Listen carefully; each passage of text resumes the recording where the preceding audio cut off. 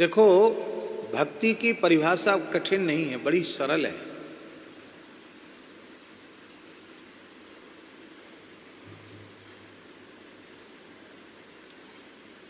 भक्ति क्या है? वैसे तो भक्ति की विविध परिभाषाएं हैं, पर अत्यंत सरल परिभाषा भक्ति की है।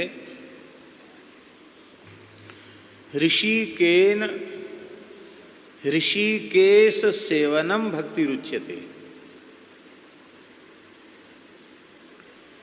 इंद्रियों के समूह के द्वारा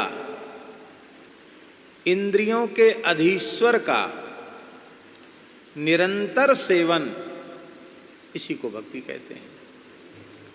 इंद्रिय 14 प्रकार की है। पंच ज्ञानेन्द्रिय हैं, पंच कर्मेंद्रिय हैं और 4 अंतरिंद्रिय हैं।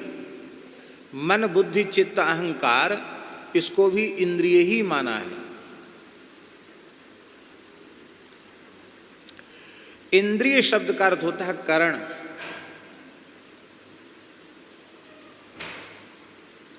ये सब के सब करण हैं।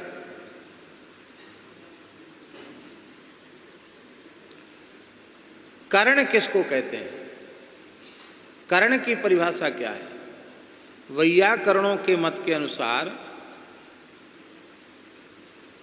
महर्षि पाणिनि का सूत्र है साधक तमम करणम। क्रिया की सिद्धि में जो प्रकृष्ट उपकारक हो उसको करण कहते हैं। मनुष्य की किसी भी क्रिया की सिद्धि में प्रकृष्ट उपकारक यह मन बुद्धि चित्त अहंकार और इनसे प्रेरित ज्ञानेन्द्रिय कर्मेंद्रियां ही हैं।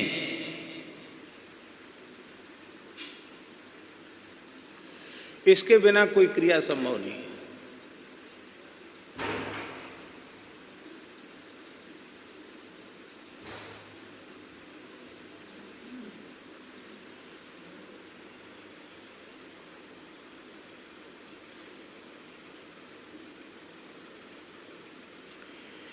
भगवान की प्राप्ति का साधन ये शरीर है। देह जो है वो भगवान की प्राप्ति का साधन है और इसकी प्राप्ति का प्रयोजन भी यही है। नायम देहो देह भाजाम नृलोके कष्टान कामान अर्हते बिडभुजाम ये तपो दिव्यम पुत्र का ये न सत्वम शुद्धेद्यस्मात् ब्रह्म सौख्यं त्वनंतम। भगवान ऋषभदेव कह रहे हैं अपने पुत्रों से, हे पुत्र का, हे मेरे प्यारे पुत्रों, पुत्रों के ब्याज से हम सबसे कह रहे हैं, हे मेरे प्यारे पुत्रों, अयम देह, यह जो देह है, देह भाजाम, शरीरधारियों को जो यह शरीर मिला है, वह विष्टा भोजी सुअर कुत्ते गधे आदि के द्वारा भोगे गए भोगों को भोगने के लिए नहीं मिला।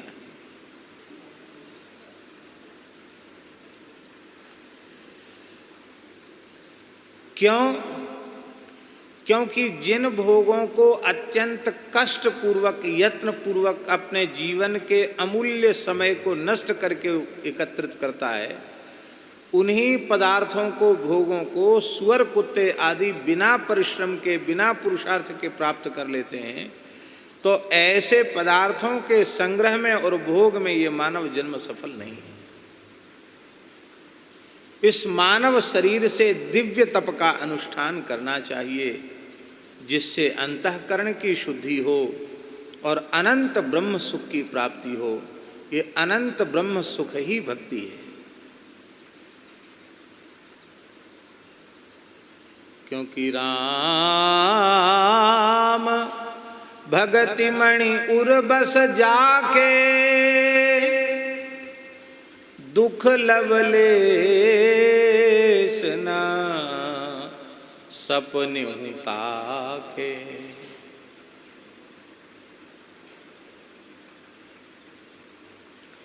भक्ति के 3 विशेषण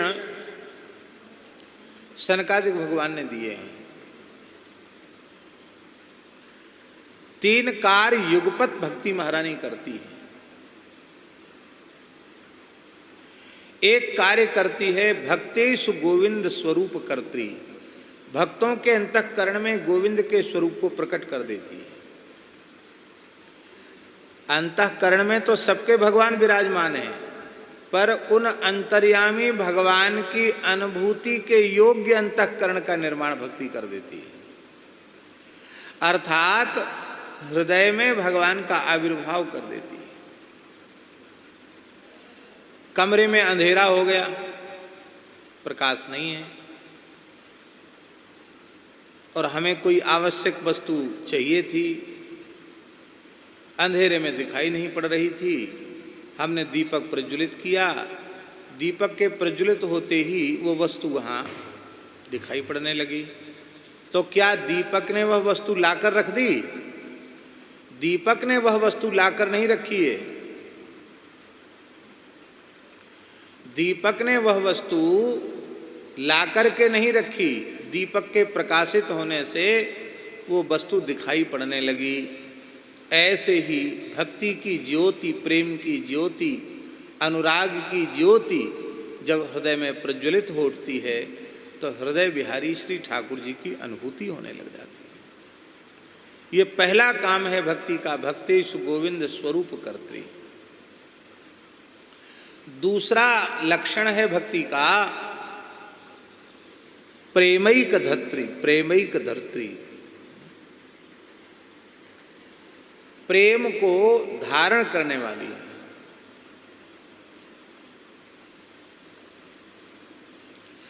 अनन्य प्रेम प्रदान कर देती है भक्ति।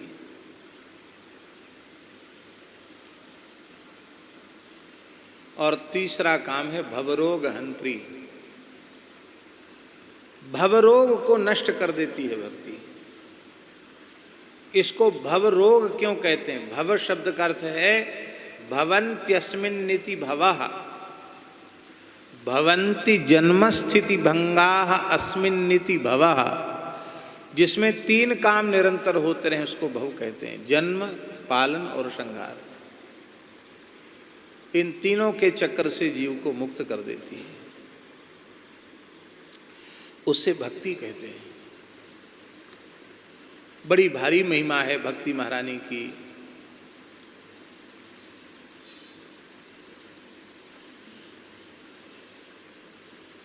जितने साधन भक्ति के अतिरिक्त हैं उन साधनों में सहायकांतरों की अपेक्षा है, किंतु भक्ति ऐसा साधन है जिसमें किसी की सहायता की आवश्यकता नहीं। ये स्वतंत्र साधन है, किसी की भी सहायता की आवश्यकता नहीं। इसलिए गोस्वामी जी ने कहा सो स्वतंत्र अवलंब न आना, दूसरे का अवलंब नहीं है, स्वतंत्र साधन है, क्योंकि इसका साक्षात संबंध भगवान से है।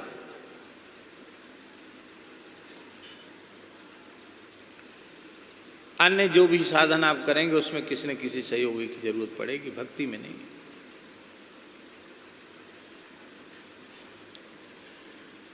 भगवत प्राप्ति की व्याकुलता उत्पन्न करनी है बस, और कोई काम नहीं।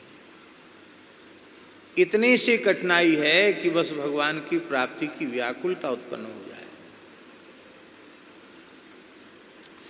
और भगवत दर्शन की व्याकुलता को जगाने के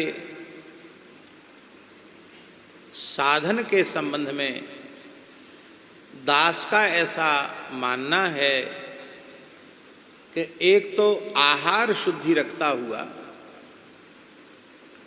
अत्यंत पवित्र आहार और पवित्र व्यवहार रखता हुआ।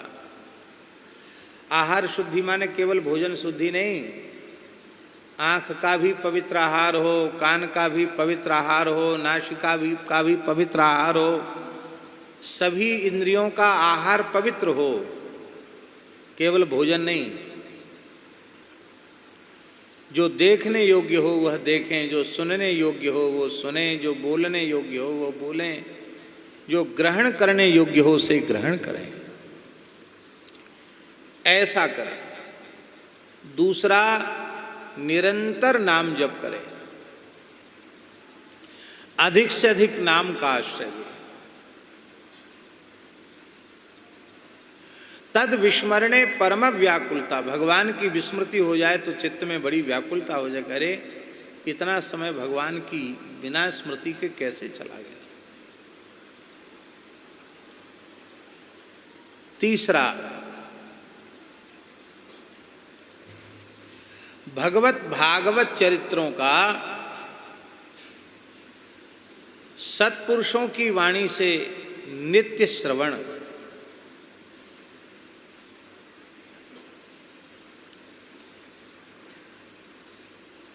और चौथा, हरि गुरु संतों के प्रति मन वाणी क्रिया से अपराध से बचने का प्रयास।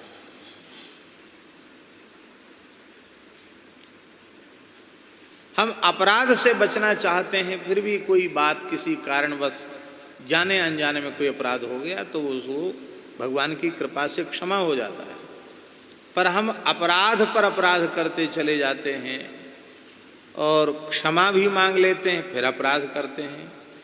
तो अपराध के बाद क्षमा मांग लिया और फिर अपराध किया तो फिर क्षमा मांगने का भी कोई महत्व रहा ही नहीं। भाई अपराध किया, क्षमा मांग लिया, वही अपराध फिर बना, तो क्षमा मांगना बेकार चला गया, उसका प्रायश्चित भी व्यर्थ चला गया। तो हरि गुरु संतों के प्रति मन वाणी क्रिया से अपराध न बने, इतनी सावधानी रख करके कोई साधन करे तो निश्चित उसे शरीर संसार से वैराग्य होगा, भगवान के चरणों में अनुराग होगा और भगवत दर्शन की व्याकुलता उत्पन्न हो जाए। फिर मन को लगाना नहीं पड़ेगा, फिर मन जहां लगना चाहिए वहीं सहज और सदा लगा ही रहेगा।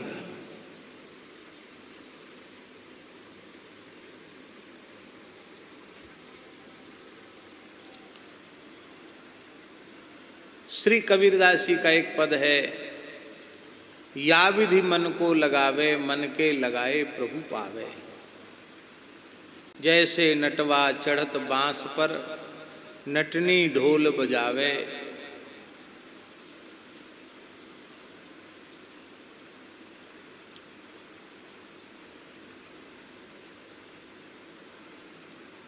मन के लगाए प्रभु पावे। मन को लगाएगा तो भगवान मिलेंगे, नहीं तो नहीं मिलेंगे। मन का लगना बहुत जरूरी है। बड़ी प्यारी बात उन्होंने कही है, जैसे नटवा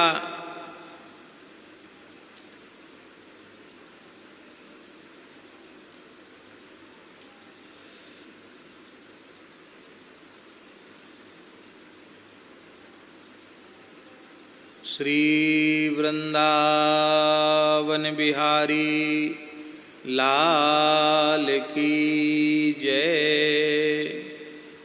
जय जय श्री राधे।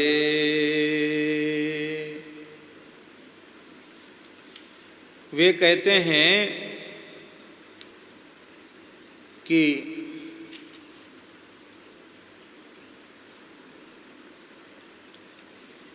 इस प्रकार से अपने मन को लगावे और मन को लगाने से भगवान की प्राप्ति होगी।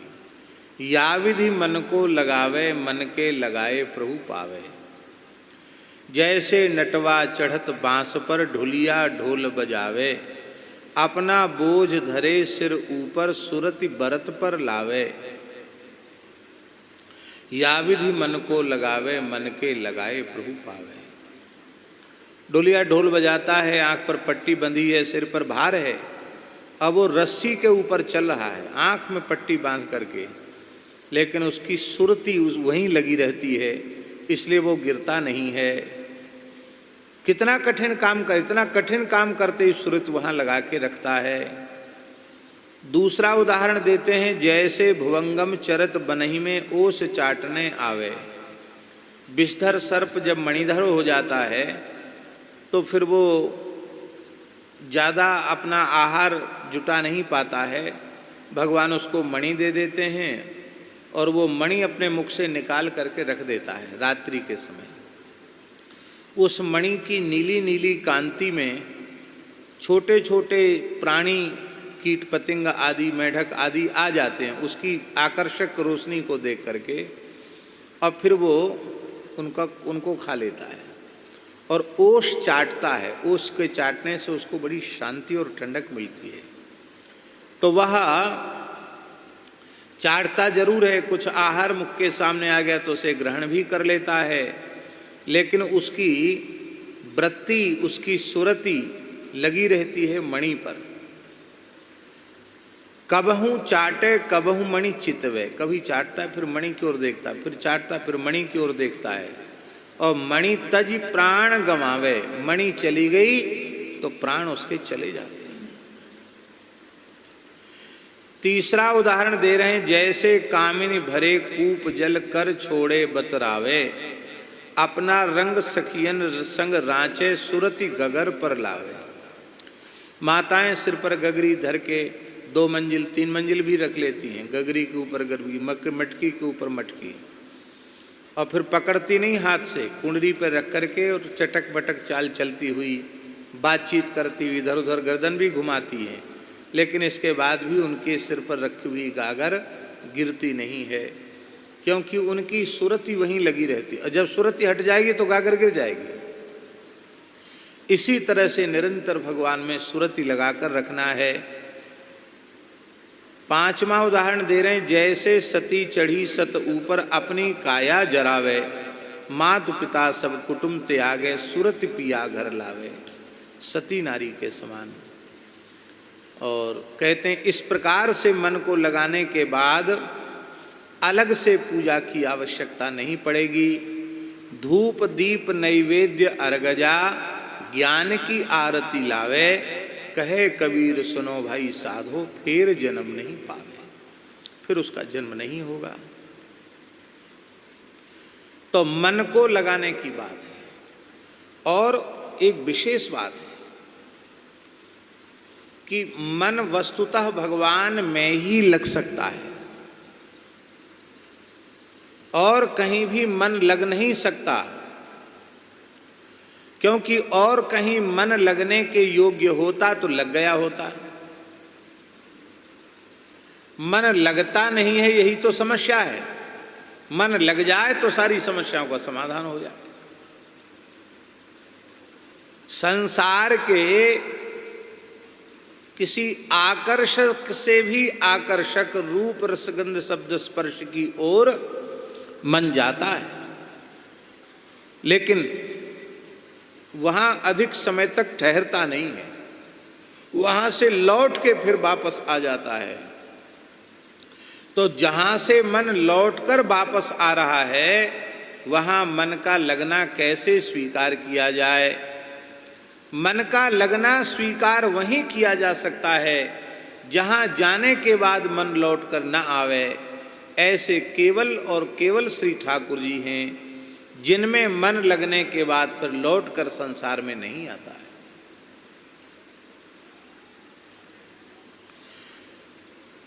यही है भक्ति, और भक्ति कुछ नहीं है, इसी का नाम है भगवान की भक्ति।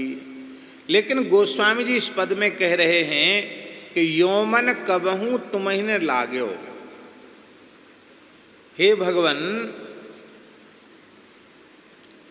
मेरा मन आप में ऐसा कभी नहीं लगा। यों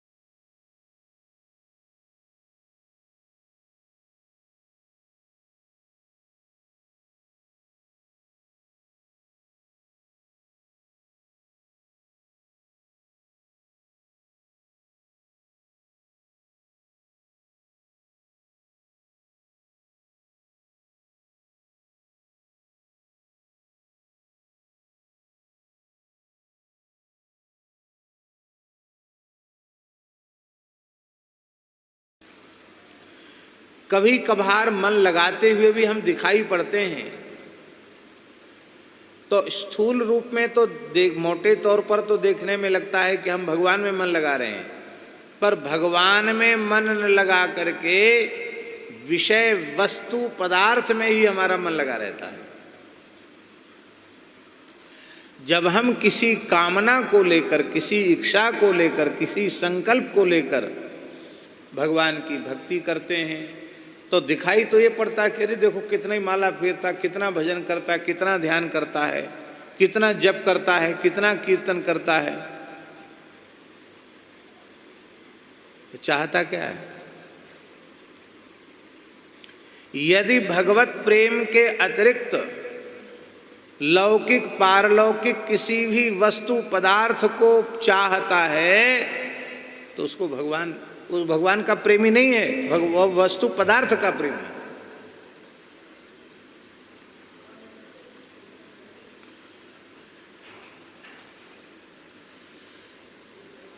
स्वामी श्री राम सुखदास जी महाराज का मिर्जापुर में सत्संग हो रहा था। विंध्याचल के पास है मिर्जापुर।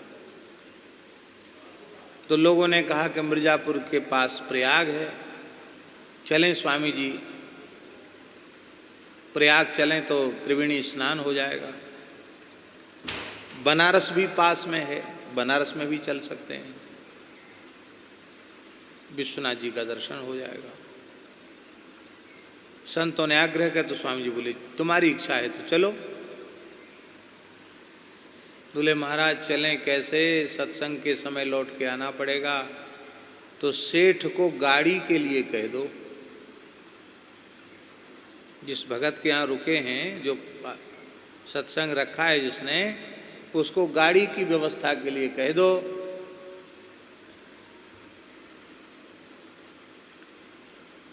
तो स्वामी जी बोले कि हमको जाना ही नहीं है, क्योंकि न तो अन्न की आवश्यकता है, न वस्त्र की आवश्यकता है, न धन की आवश्यकता है, न पदार्थ की आवश्यकता है। शरीर की आवश्यक वस्तुएं राम जी बिना याचना, बिना कामना, बिना संकल्प के दे देते हैं। तो हम गाड़ी की याचना सेठ से करें, ये संभव नहीं है। इस लोग कहते थे महाराज साहब पैसा नहीं छूते हो, कहीं जाना होगा तो कैसे जाओगे, यात्रा कैसे करोगे? स्वामी जी हमको कहीं जाना ही नहीं भाई, कुछ करना हो, कहीं जाना हो, कुछ खरीदना हो, कुछ लेना हो, किसी को कुछ देना हो तो धन की आवश्यकता है। ये सब कुछ करना ही नहीं तो हमें आवश्यकता क्या है? तुम्हारी गर्ज हो, तुमको ले चलना हो तो ले चलो, नहीं ले चलना हो बिल्कुल मत ले चलो।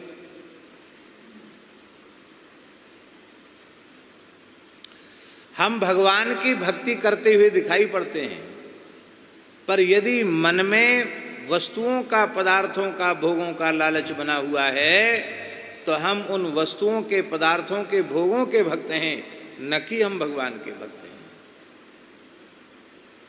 इसलिए भोग की इच्छा तो होनी ही नहीं चाहिए, मोक्ष की इच्छा भी नहीं होनी चाहिए, क्योंकि अर्थ न धर्म न काम रुचि, गति न चहो निर्वाण, जन्म जन्म रति राम पद, यह वरदान न आन। कुछ नहीं चाहिए, केवल सीताराम चरण रति मोरे, अनुदिन बणऊं अनुग्रह तोरे। हे नाथ, और कुछ भी नहीं चाहिए।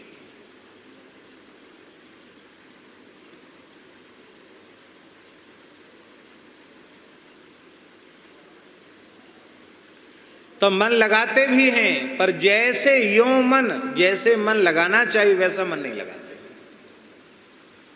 देखने में मन लगाते हुए दिखाई पड़ते हैं, पर मन हमारा भोगों में, संसार में लगा रहता है। तब प्रश्न उठा कि कैसे मन लगाना चाहिए, तो उसका उत्तर दे रहे हैं। छल छाड़ी। सबसे पहले भगवान में मन लगाना चाहिए, छल कपट को त्याग कर, क्योंकि भगवान का वचन है, निर्मल मन जन सो मुहि पावा।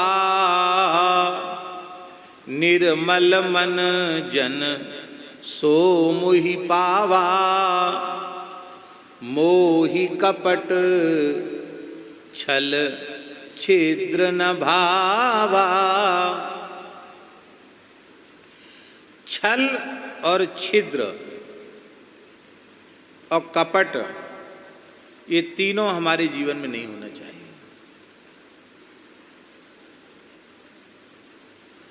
कपट किसको कहते हैं?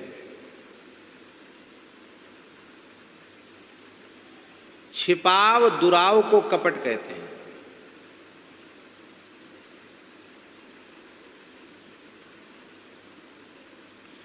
है तो आपके प्रति द्वेष, और जैसे ही आप आए, हा आइए आइए राम गोपाल दास जी, हमारी तो आंखें तरस गई आपके बिना। कितने सुंदर आपके दर्शन हैं, बहुत समय बाद, बहुत लंबे समय, और भीतर से कह रहे कि ये कहाँ से आ गया। इसको कहते कपट। अपने अंतर के वास्तविक भाव को छिपा करके अवास्तविक भाव को अभिव्यक्त करना, इसी का नाम है कपट। इसी का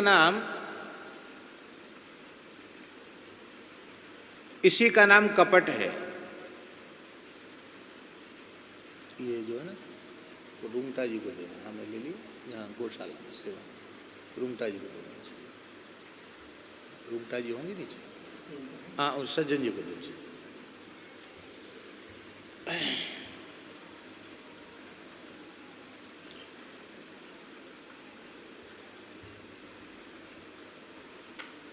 फल दे देना, फल यही ले।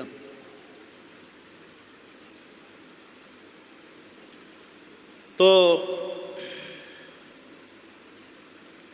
इसको कहते कपट।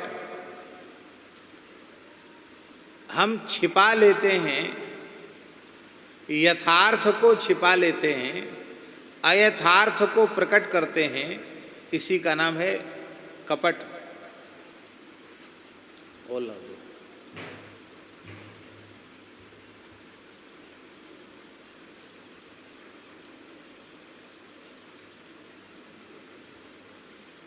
जैसे रामचरितमानस में एक मुनि की चर्चा आती है। उस मुनि का ही नाम, वो पूरा पैकेट ले आओ। ये वहाँ हनुमान जी को भोग लग जाएगा, सब संत ले लेंगे वहाँ गौशाला।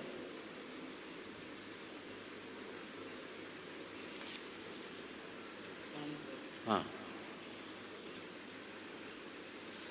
तो आपने सुना होगा कपट मुनि के बारे में।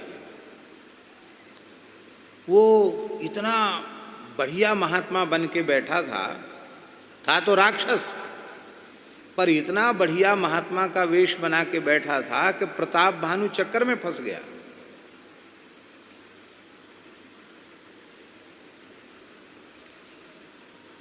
कथा आप सबको मालूम ही है। ऐसे ऐसे इतिहास उसने सुनाए प्राचीन, कितने प्रकार से सृष्टि बनी बिगड़ी, जाने क्या क्या नहीं सुनाया उसने। राजा का विश्वास जम गया कि तो बड़ा सिद्ध पुरुष है, जाने क्या क्या ज्ञान नहीं है इसको। बोले महाराज, लगता है आपने या तो इतिहास विषय को पढ़ा है या आप बड़े दीर्घजीवी हैं, आपकी आयु। अरे बोले बच्चा, आयु क्या बतावें। नहीं महाराज, कुछ तो बताना पड़ेगा। तो उसने कहा कि आदि सृष्टि उपजी जब, तब उत्पत्ति भय मोर। नाम हमार एक तनु, देह न धरी बहु। आदि सृष्टि जब पैदा उपजी थी तब हमारा जन्म हुआ था। आज तक संसार का कोई विद्वान निश्चित नहीं कर पाया कि आदि सृष्टि कब उपजी, क्योंकि धाता यथा पूर्वम अकल्पयत। प्रत्येक कल्प में ब्रह्मा जी सृष्टि विस्तार पूर्व कल्प की सृष्टि का अनुसंधान करके करते हैं, तो सृष्टि का अनादित्व है, उसमें आदि सृष्टि तो कभी हुई नहीं। हाँ, बहुत पुराने के हिसाब से कई बार आदि सृष्टि कहा जाता है, बाकी सच्ची बात तो है उसके पहले भी आदि, उसके पहले, क्यों प्रलय के बाद फिर उत्पत्ति हुई है, फिर उत्पत्ति के बाद फिर प्रलय हुआ है। आदि सृष्टि कब हुई? महाराज आपका नाम बड़े बड़े महात्माओं का, आपका नाम बोले हमारा नाम एक तनु है। एक तनु माने देह न धरी बहुर।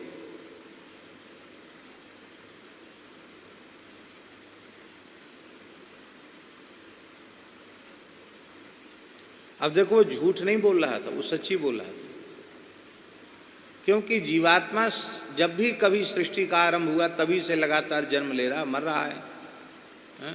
आदि सृष्टि उपजी तब उत्पत्ति भय मोर, जीव रूप में। और इस समय नाम हमारे एक तनु, क्योंकि यही एक तनु हमको मिला है। और अभी ये तो नष्ट हुआ नहीं, तो देह न धरी बहुर, दूसरी देह तो धरी नहीं, अभी तो मैं जिंदा हूँ। कहने का मतलब ये है, पर ये है कपटपूर्ण भाषा। पर इसका आशय राजा ने क्या समझा? उसने यही समझा कि तो महाराज सबसे अधिक दीर्घजीवी है, चक्कर में फंस गया, राजा का पतन हो गया।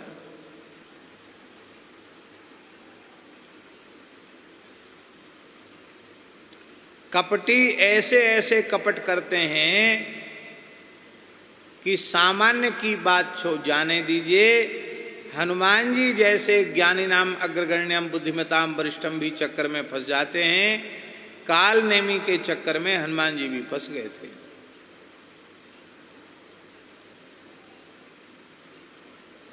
जब उस मकरी ने कहा मुनि न हो यह निश्चर घोरा, ये महात्मा नहीं तो भयंकर राक्षस है, तब हनुमान जी ने उसको फिर कहा कि पीछे मंत्र देना, गुरु दक्षिणा पहले ही ले लो, और उसको हनुमान जी ने समाप्त किया। कथा आप सबको मालूम। इसी का नाम है कपट। अपने वास्तविक स्वरूप को छिपा करके कुछ दूसरे ढंग से अपने आप को प्रस्तुत कर देना, छिपाव दुराव, उसको कहते हैं कपट। यदि भगवान की भक्ति हृदय में होगी तो व्यक्ति निष्कपट ही होगा। यदि उसमें कपट है तो पक्का समझ लो हृदय में भगवान की भक्ति नहीं है।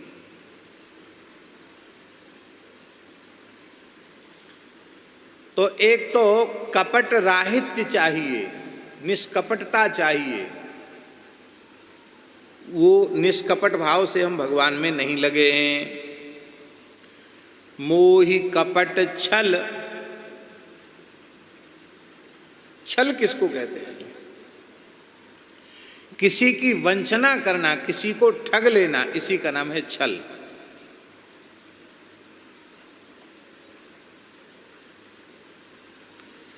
आजकल भी बहुत से लोग करते हैं। अब पढ़े लिखों का छल अलग प्रकार का होता है। एक नई कोई वेबसाइट भी बना लेते हैं, ऐसा भी होता है, और बनाने के बाद फिर दूसरों को ठगना शुरू कर देते हैं। और तो और हमारे नाम से, मलुक पीठ के नाम से भी एक सज्जन ने वेबसाइट बना ली और उससे बहुत बड़ी मात्रा में पैसे का संग्रह कर लिया।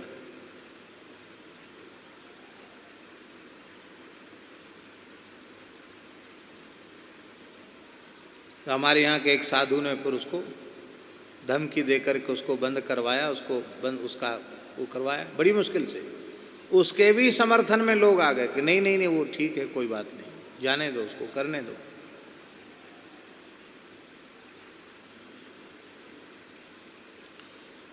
अभी एक सज्जन ने दिखाया, तंत्र मंत्र यंत्र वशीकरण उच्चाटन उन्मादन आदि क्रियाओं के लिए संपर्क करें सीधे समाधान मिलेगा। उसमें मोबाइल नंबर था और फोटो के स्थान पर हमारा फोटो था, और उस व्यक्ति ने कितनों से पैसा ठग लिया। फोटो तो हमारा जा रहा है।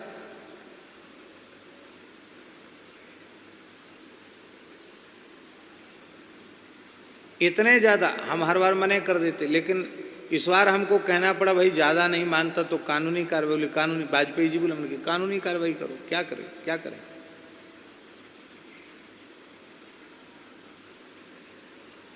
फोटो किसी का दिखाया जा रहा है, काम कुछ किया जा रहा है। हो सकता है पहाड़ी बाबा के शिष्य हैं, भक्तमाली जी के कोई बोले बड़े बड़े ऊंचे महात्माओं से मिले हुए हैं, तो हो सकता है कुछ जानते होंगे टटका टोना। इस नंबर पर इतनी राशि भेज दो, तुम्हारा पूरा समाधान हो जाएगा।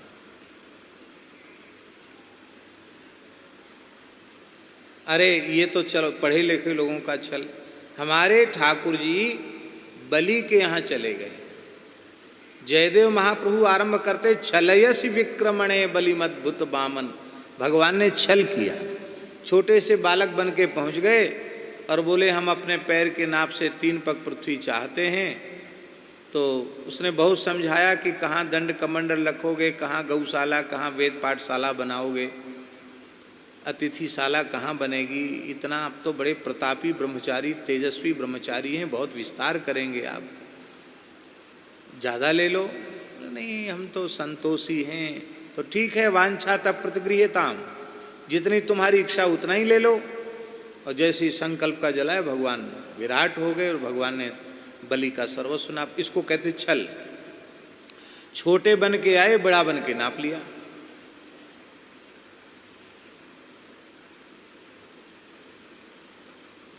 यद्यपि भगवान का छल छल नहीं है, वो तो भगवान की लीला है। क्योंकि भगवान, व्यक्ति छलता है तो उस व्यक्ति को छलने के बाद दुखी कर देता है जिसके साथ छलावा होता है।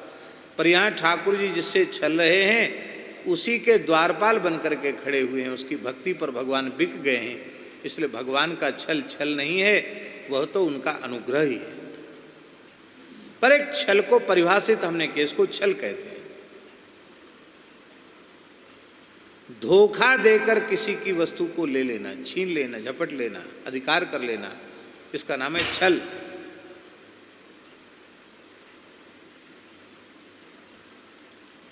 और तीसरा कौन सा दोष बताया? छिद्र।